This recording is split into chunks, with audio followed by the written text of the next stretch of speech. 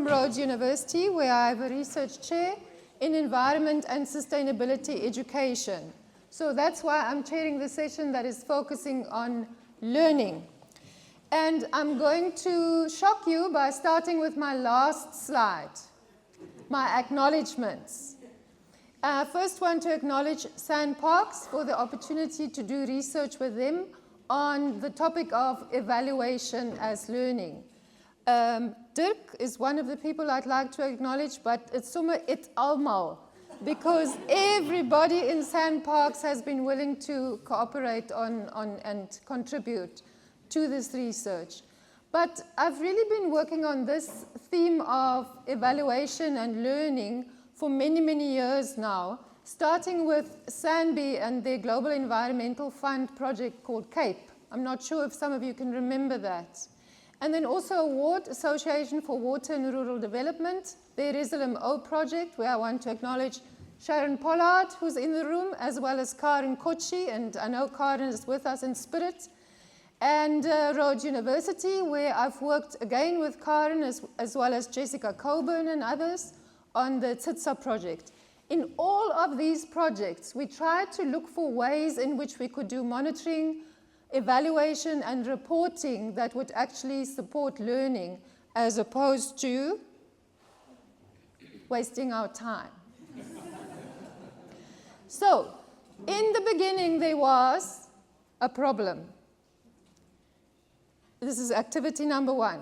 Pens and paper out. What is the biggest challenge that conservation organizations have? You've had 2.5 days of hearing about some pretty big challenges. What stands out for you is the biggest challenge that conservation agencies have, your own or others? A tip, there isn't one right answer. So you don't have to stress about what you're going to say. And I'm not going to take the answers in. It's just for you. You can share if you want. You done? Okay. So these were my takeaways from the last few days. The number one challenge for me is that we have to integrate development and conservation goals. Some people call them balance. Somebody had an elephant balancing on a beach ball. Who was that? Yeah. So that's a big challenge, right? Fully engaging stakeholders is a big challenge, right? Who said that that was their biggest challenge? And then the Manawa elephants, really, that was a wicked problem, right? How do you manage that conflict that has developed out of that situation? That's another huge challenge that conservation agencies face. And my fourth block there, I just left blank for you to fill in yours. What other challenge have you raised that's not yet up there? Give me one. Yes? Trust. Building trust. Trusting each other, trust amongst the role players. And all this has to be done with a budget that is always inadequate and has been inadequate for the past 40 years. Is a pretty big challenge, right? A set of interlinked challenges. And that, colleagues, is why we're having this whole morning talking about learning. Because if you have these really big challenges, you have to learn to address them. There is no blueprint. You heard presentations from the Netherlands. Have they got all the answers? You've heard from the French. Have you got all the answers? We all have to work this out together. And even when we grasp a solution and we implement it, things change. And we have to adapt accordingly. So we also have to continuously learn. So it really is a no-brainer. There is no question activity to say, is learning important? We just know that it is, because our challenges are complex and dynamic. But learning is actually not straightforward. Just like this lovely boardwalk in Wilderness, it's not straight. You've heard from Bianca, and you've also heard from Joop earlier on, that we can identify learning in different types, right? And this is the one that I'm going to share with you now. It's exactly the same one that Bianca shared. 3 kinds of learning. First loop learning is learning how to do something quite straightforward, pretty much maybe a technical thing like putting up a fence. That's first loop learning if you can learn how to put up a fence, and you can learn to do it better. You can put up a fence so that the jackals don't get through. That's first loop learning. Second loop learning is when you learn how to do it differently. Maybe you figure out that you can get the expanded public works people to put up the fences. Then you do more than one thing. You put up a fence, you keep the jackals in or out, whatever your goal is, and you've created jobs. Third loop learning is that deep systemic learning that is actually rethinking the entire system and the underlying assumptions. That's when you're saying, do we need a fence at all? How are we going to achieve what we want to achieve without a fence? The new models. People were speaking about new models over the last few days. New models even for forestry, definitely for conservation, maybe even for research. So, activity number 2. Of these kinds of learning, which ones were you involved in and your organization over the last, say, year or so? What did your organization learn in the last year or so? Anything that stands out for you?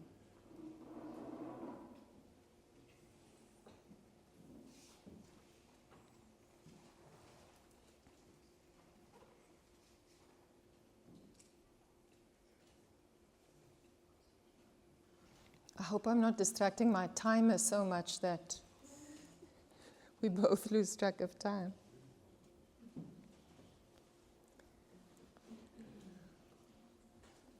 Okay, I can just tell that that was a harder question to answer. There's deadly silence in the room. So I want to acknowledge here Vuchilo Mudau, a master's student from a couple of years ago, because Vuchilo did a study in a couple of government and NGO agencies in Limpopo and Mpumalanga. And she found that, what kind of learning do you think we're best at? First loop learning. And her study was looking at monitoring, evaluation, and reporting. And when it comes to reporting, we're very good at learning how to write reports that don't get sent back. And how to set targets so that next year we don't make the mistake of not meeting them. We get better at setting targets. That's first loop learning. So why am I talking about reporting? Because if learning is so important in organizations in order to respond to huge challenges, what are the mechanisms that we've got in place in our organizations to help us with learning? So Joop has spoken about that in the context of multi-actor collaborations. Dirk has spoken about that as the individual manager learning. But what now about the entire organization learning, not just to put up fences better, but to come up with different models and so forth? We have got processes in our organizations. They're called monitoring, evaluation, and reporting.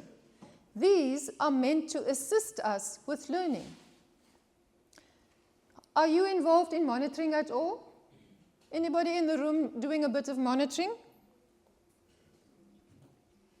For the record, about 10 hands went up. Anybody involved with evaluation? Have you evaluated your work? Have you commissioned an evaluation? Has somebody evaluated you? For the record, about 7 hands went up. Has anybody been involved in reporting? Have you ever written a report, been asked to write a report, read a report? Yes? Any hands? For the record, about 60%, 70% of people have been involved in reporting. Were those learningful experiences?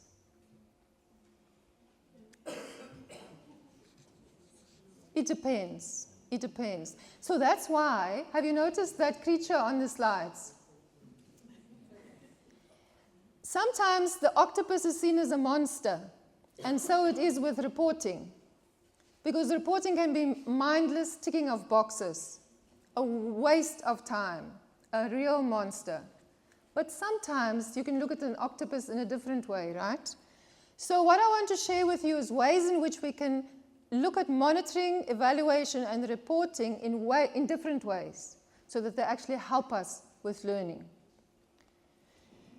This is what I've been working on and been discovering in working with organizations like Award, Sanby, Wildlife Society, WWF, and the DFFE in the TSITSA project.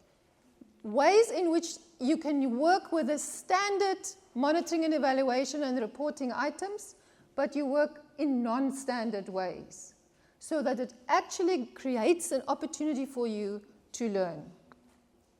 For you as an individual, but especially for you as an organization.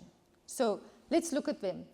The Back to Office report is strangely enough one of our most popular inventions because it is a very practical example of something that is very important for learning, which is critical reflection. And is Jonathan still here? Thank you very much for the ordinary word for critical reflection, which is debriefing. Debriefing is so important, and we don't do enough of it because why? We're very busy, right? But the Back to Office report is this really nice innovation. You just have a template, and it's a template that you've designed yourself, putting on it the things that your funder need, the things that your managers need, but also the things that you would like to know. And you take your template, and on the way back from the GRIN meeting or the field trip or the workshop with the community or the site visit, you fill in your template together with the other people in the car. And with the people in the back of the bucket, then you stop somewhere for a leg stretch and you fill in your Back to Office report. It's the debriefing about that event, that workshop, that meeting. Straight while it's fresh in your mind, you can discuss it. Did you notice there was a presenter in a costume? What do you think she was trying to do? Shock value. No, I think she was trying to something else. Right? Then there's a discussion about what was actually happening there. It's a debriefing. It's an opportunity to learn from each other. It's an opportunity to go wide learning and sharing perspectives with each other. Yeah, that's the Back to Office report. But very important with that report is that the fact that you should be reporting on things that actually matter to you. And what we've discovered in the project where Sharon was the director is that we had to keep working on that template over time. It wasn't hatched perfectly. In fact, in the beginning, it was highly resisted because people were not particularly happy with it. But being able to work together on it and reflect why the content is important, why we should shift and change it, that actually was a learning experience in itself. Then comes the monthly reports and the quarterly reports and the annual reports. Can't get away from them. And if they're full of statistics, the donors are happy because, and top management is happy because they can just quickly skim it, spot a mistake, and send it back or file it away. Everything is hunky-dory. But there's so much that you want to report on that is not reflected in those figures. In fact, there are those things that you want to explain that are not reflected in those figures. And so the need for a qualitative component, narrative component, is obviously there. But where do you get the qualitative data from? That is not as easy to collect. So we've been experimenting with that for some time. One of the ways in which you could do that is to have collaborative case studies. It's a form of participatory research where you decide together what it is that you want to evaluate and do a case study together.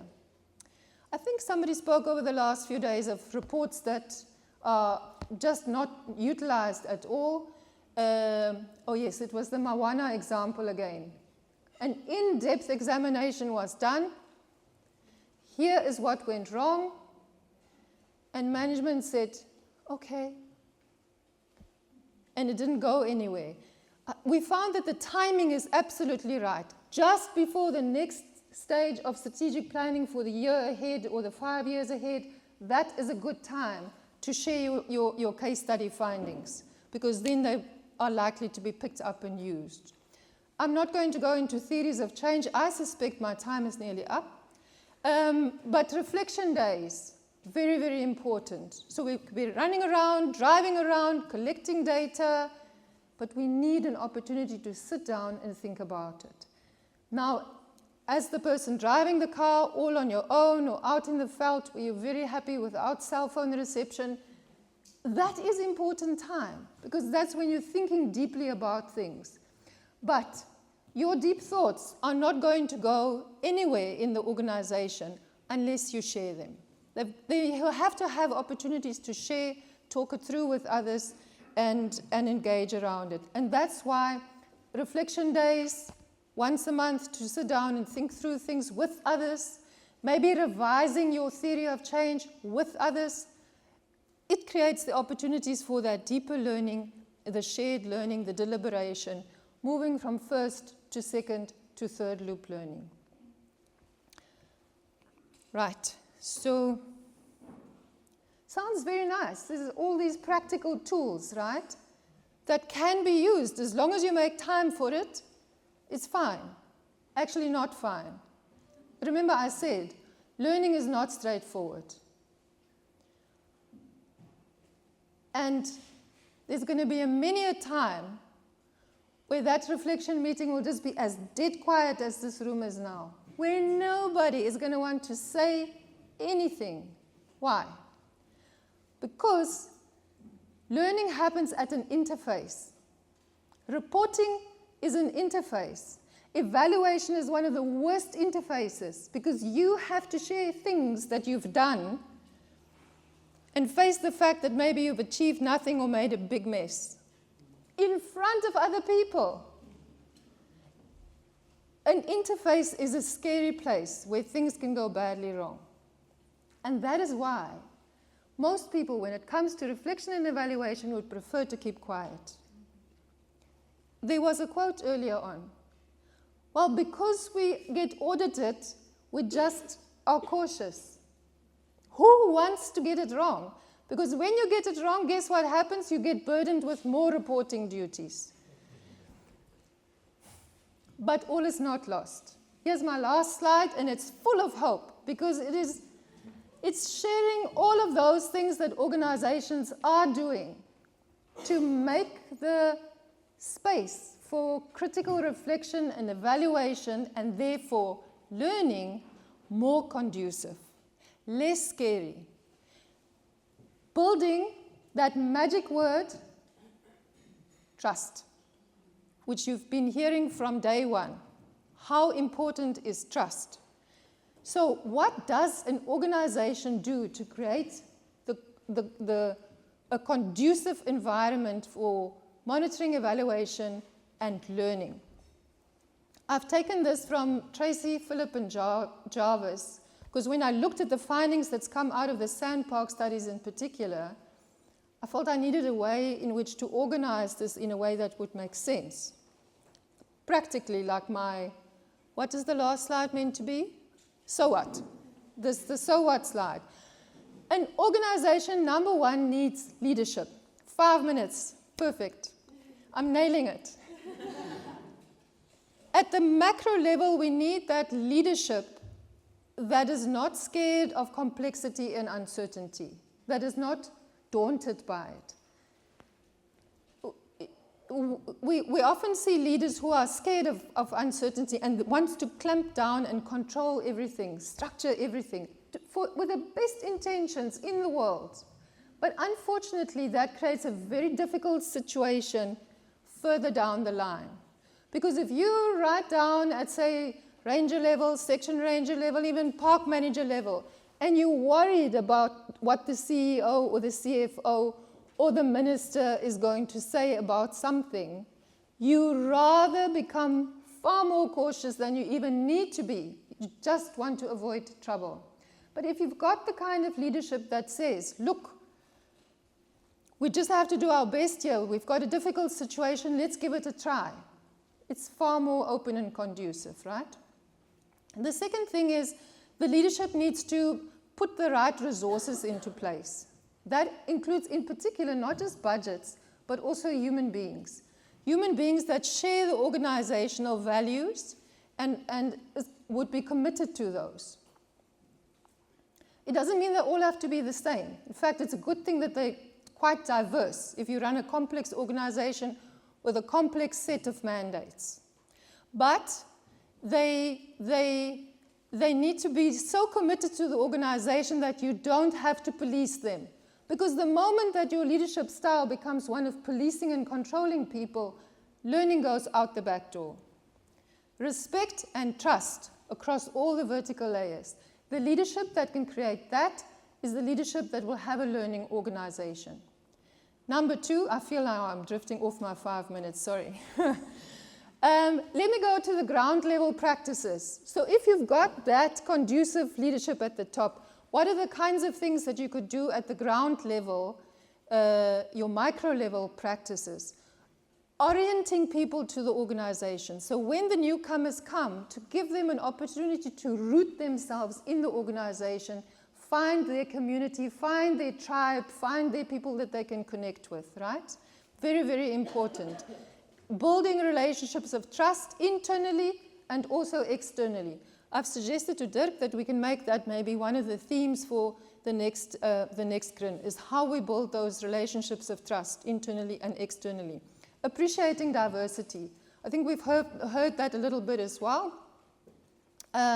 Is that we do need those diverse perspectives. We can't become an echo chamber because then we'll get a shock when we engage with the rest of the world. And in fact, our solutions will be half-baked because we really need a complex array of perspectives to respond to complex problems.